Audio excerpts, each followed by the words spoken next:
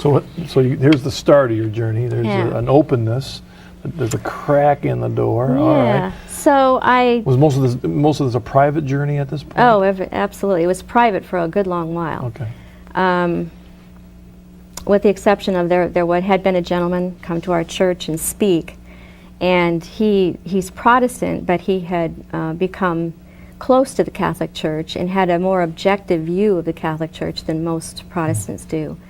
And he'd spoken at our church, and I remember being very stirred by what he said, but really not giving it a lasting thought because it just wasn't relevant to my life at the time.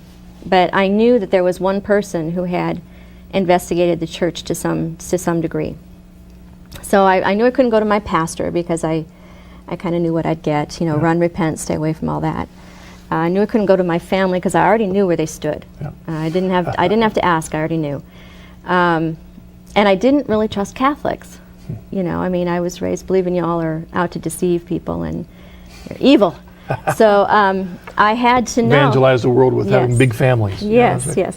So I had to be very careful where I went, and I wanted to protect my anonymity, so I went and hunting this guy's email address and asked questions. Well, little did I know he was in the middle of his own doctoral thesis and extremely busy, but in his selflessness, he spent time answering questions. And in retrospect, I've looked back at everything he told me in the several months that I pretty much picked his brain, and he never once told me anything that wasn't totally accurate about the church. So even though he's not Catholic himself, he was objective, and it just gave me this is what I understand the Catholic Church to believe. And he cut church documents, cut and pasted church documents and early church fathers, and what it did to me really was show me that my previous beliefs about the church were based on falsehood. That I didn't really understand the Catholic Church.